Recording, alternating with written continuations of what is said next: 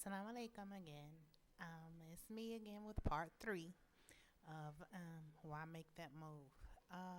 This part I'm going to talk about things that I think are the downsides of moving here. One, you're away from your family. And a lot of people have never been away from friends and family. And like I said, it can be very lonely here.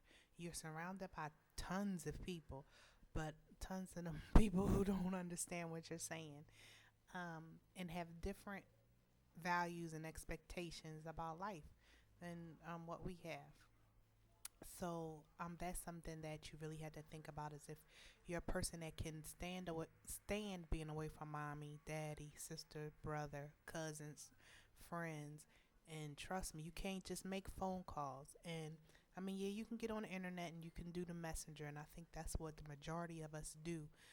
If we didn't have parents that were internet savvy, they become internet savvy because that's the only real way we can contact and talk with them. Um, Another downside is, especially if you're a female, is you may be used to going to the masjid every Friday and maybe having class. Not going to happen here. Um, they do have tons of masjids, and tons of them only have men's sections. Um, or women's sections that you don't want to go in because you're scared.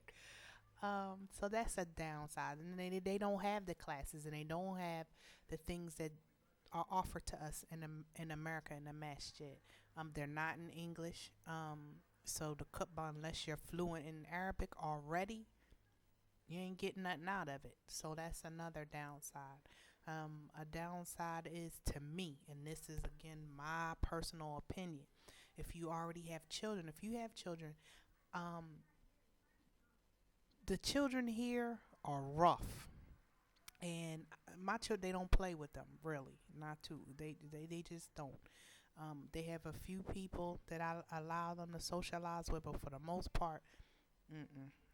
Boys, boys will be boys, but it's just a different type of thing here. I mean, I see stuff here that I just you don't see at home, especially with little kids. They're just rough. I mean, they pick up big old um stones and throw it at each other, and they fight. I mean, their tempers, and I mean, you see it in the adults, and you see the children, and why the adults have hot tempers is because from a child they had them, and it wasn't curbed, or they weren't told how to act, or how to have patience when they were a child, and so they have none as they get older. So that for interaction for your children sometimes is really a bad thing, because you have to seek out other people like yourself to find people for your children to play with, and that's what I do. Like, I have a daughter, one of my daughters, and she is only one girl that I found that is in her age range. And we used to, our families get together a lot. Now we don't, and so now she's again without a friend. And I mean, this is her third year without really having a, a friend her age. I mean, they're either too young or too old. And so she ends up playing a lot with her brother. And that's, I mean, he doesn't mind, but he's getting it to the age where it's like, okay, I really don't want to be with her all the time. So that's another thing that you have to look into. What else? Um, your older children, things for them to do. Um, there's no part-time jobs here. Oh, they just started here having where expat children can have part-time jobs. Don't know how hard it is to find a job part-time, but at least they allow it now. Um, but then again, you know, that's a lot of running around. It's not really buses that you can just say, go catch the bus and go to work. So I mean, you have to look at things like that also. Um, what else? Keeping them, like I said, keeping the older children busy. It's unless they are socializing with the other children, um, it's not really much for them to do, and they tend to be the ones that are really lonely and get really homesick unless they've been here, a long time. But if you're bringing a teenager over here, it can be kind of difficult. Another downside that I find here is food, stuff that we're used to having. Mm-mm. They do have stores that do carry American products, British products, but they cost like 5 times more than what they cost at home sometimes. And so if you are coming over here thinking you want to eat and have the same things you had at home, you're gonna be broke. So you have to make do with what they have. What else? Uh, and that's not just food; it's products, just things for washing your face, lotion.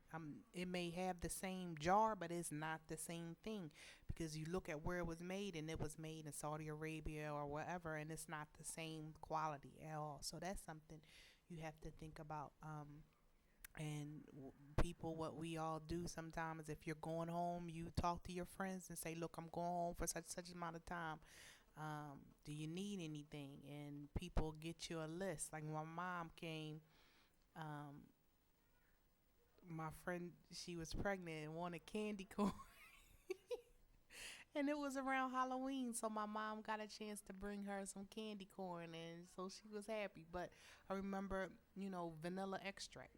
They don't have that here. And when I first went to Egypt, I had tons of vanilla extract for people because people wanted vanilla extract. I couldn't understand it, but now I do.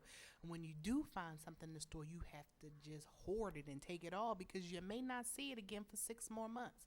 So that's a downside to being over here. It's just you have to adjust to having things that or not having things. My girlfriend and I, we were talking about pie crust, and we found some, and then it was the nastiest stuff you ever tasted in your life. So we couldn't use it. So that's another downside. Um, uh, Another downside I think for women, and the, this is just an experience of what I've come to see with living over here is when people they come over here with their families and you come over with the idea of making this sacrifice and doing things with your family, and you do. And a lot of times, like I said, people come over here and you don't have that job and it's very expensive, and you living off of beans and rice for 6 months to a year. And then it seems like as soon as you do well over here, and I am not against polygamy, but these men is something in the air. I don't know, but as soon as they get a job, they want an Arab wife, and it just devastates some of these women. I mean, I was reading an article in the paper. The woman went and tried to drown herself out in the ocean because her husband took a Moroccan wife. I mean, it's real. I'm just trying to keep it real and let you know this stuff, it happens and is for real out here. I mean, it's something in the air. I don't know what it is, but they just think as soon as they come over here, it's time, to get another wife. And they don't think about, maybe you need to wait and make sure you're settled because this thing is temporary. Being over here is not a permanent situation. And you just come from 6 months of eating rice and beans, and then you're going to go and take on another responsibility. That's not fair to your family. That's not fair to that wife that just stood by you through this time and you say, "Thank you, honey." Huh?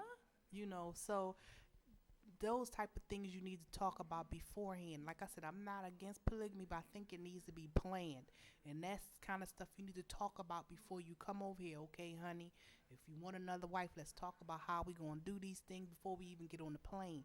Because once you up in the air, it's kind of late to talk about that stuff, and once you landed, it's really kind of too late. So you need to talk about it before. And like I said, it's devastated a lot of people. I mean, I've seen some sisters go home because of this. So that's something you really, really, really, really want to think about. And it's usually not a positive experience when this stuff happens. So you want to think about it and you want to be prayed up on that before you come. I'm going to do another tape, and inshallah, I'll be back because my time is up.